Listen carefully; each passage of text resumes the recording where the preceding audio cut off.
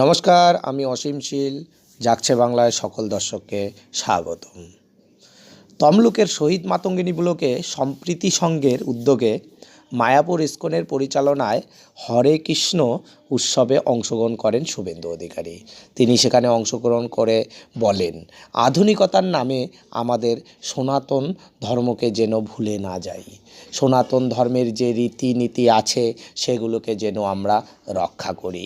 তিনি গীতার একটি লাইন উল্লেখ করে বলেন, সনাতন ধর্মকে এগিয়ে নিয়ে যাওয়ার কথা। তিনি বলেন, ধর্ম রক্ষতি রক্ষিত, এবং নিজের ধর্মের প্রতি কখনো বিশ্বাসঘাতকতা করবেন না, নিজের ধর্মের প্রতি কখনো অন্যায় করবেন না। স্বধর্মের কোনো মানুষজন বিপদে পড়লে তার পাশে গিয়ে দাঁড়াবেন। তিনি মনে করেন সনাতন ধর্মই পৃথিবীর শ্রেষ্ঠ ধর্ম। আসুন দেখে নেই তিনি কি বললেন।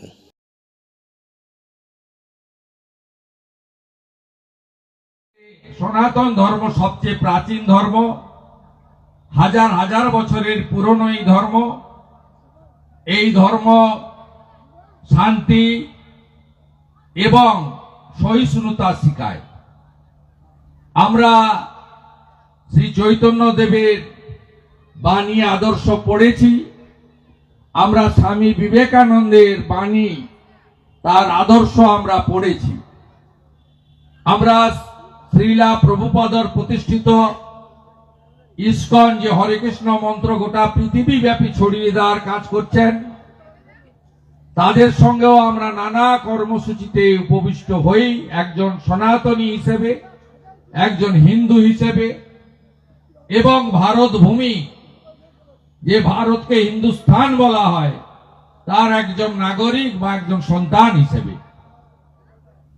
এবং এই ইস্কন শুধু হরে কৃষ্ণ মন্ত্র নয়, আমাদের সবচেয়ে পূর্ণ গ্রন্থ গীতার প্রচার প্রসার, গীতার মাহাত্ম্য গোটা পৃথিবী ব্যাপী প্রচার করেন। শুধু বাংলা, ইংরেজি, হিন্দি নয়, পৃথিবীর সমস্ত ভাষাতেই গীতা অনুবাদিত হয়েছে এবং বিতরণ হচ্ছে, মানুষ পড়ছে।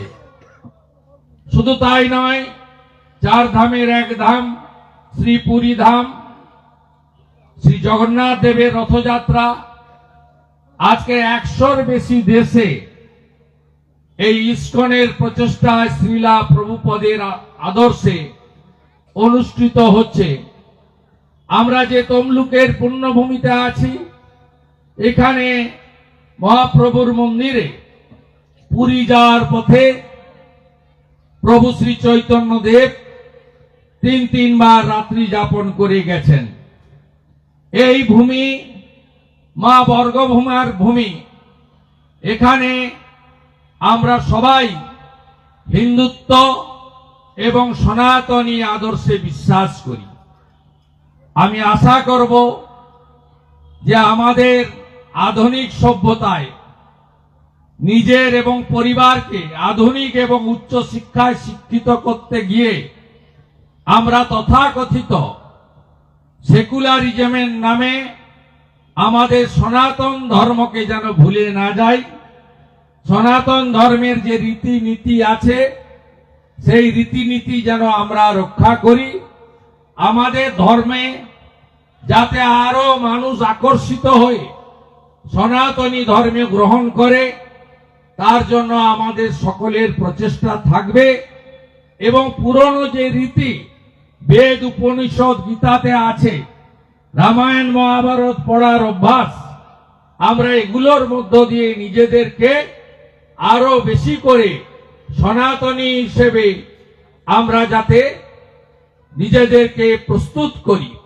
গীতার একটা সব লাইন আছে, ধর্ম রক্ষতি রক্ষিত।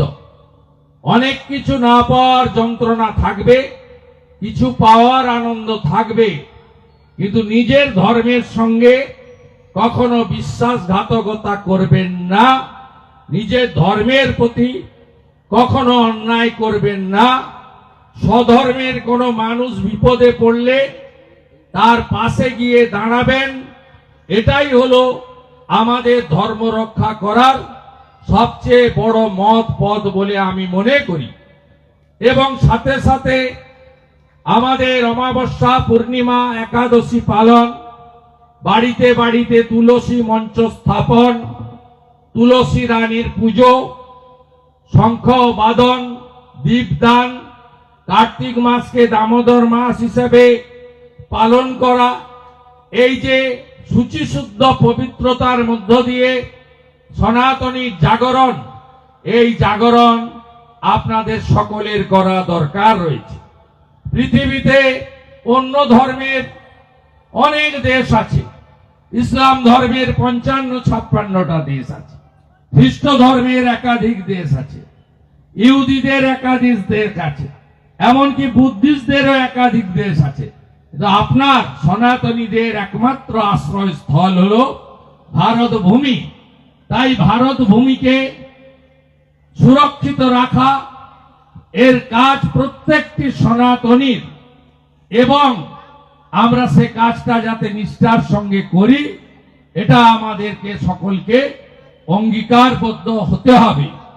এবং আজকের এই ধর্মসভা থেকে আমি চিন্ময় কৃষ্ণ প্রভুর সুস্থতা প্রার্থনা করব এবং তার দ্রুত মুক্তির প্রার্থনা করব।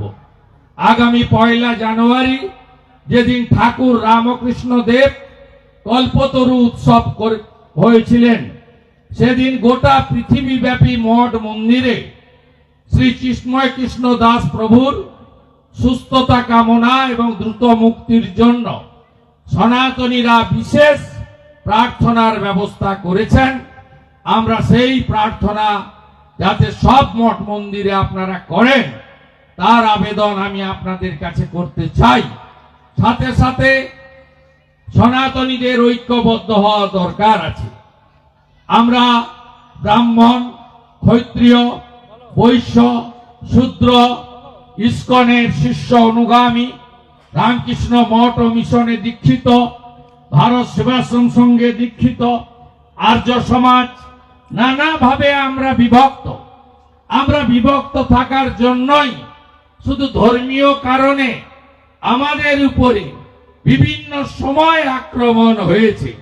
3 কোটি বাঙালি হিন্দু শুধু হিন্দু ধর্ম পালনের জন্য তদানীন্তন পূর্ব পাকিস্তান আজকের বাংলাদেশ থেকে এক কাপড়ে গরু বাছুর, ঘর বাড়ি, ধন সম্পদ, অলংকার, জমি জমা সব ফেলে দিয়ে এই পশ্চিমবঙ্গে তথা ভারতে এসে আশ্রয় গ্রহণ করেছেন।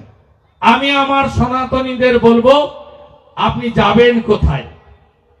বাংলাদেশের রতন মজুমদার তার চাকরি রক্ষা করার জন্য তাকে নাম পরিবর্তন করে শেখ শফিউল্লাহ হতে হলো।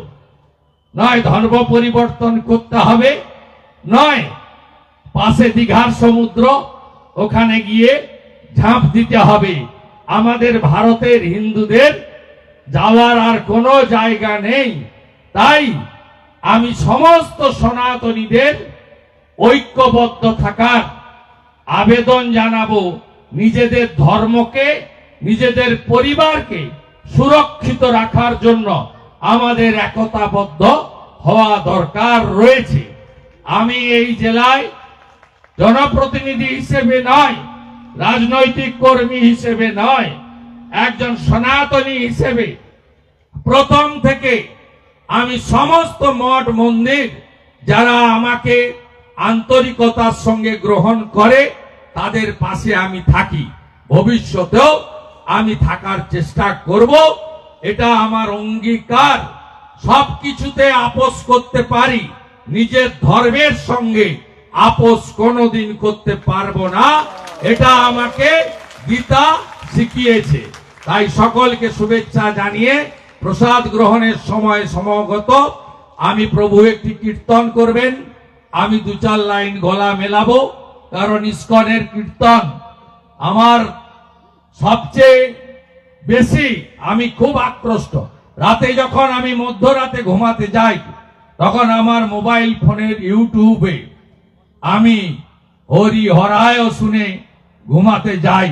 সকালে যখন উঠি তুলসী কৃষ্ণ প্রিয়াসী নম নম শুনে আমার দিন শুরু হয়। তাই একটি কীর্তনে গলা মেলাবো এবং প্রস্থান করব কলকাতায়।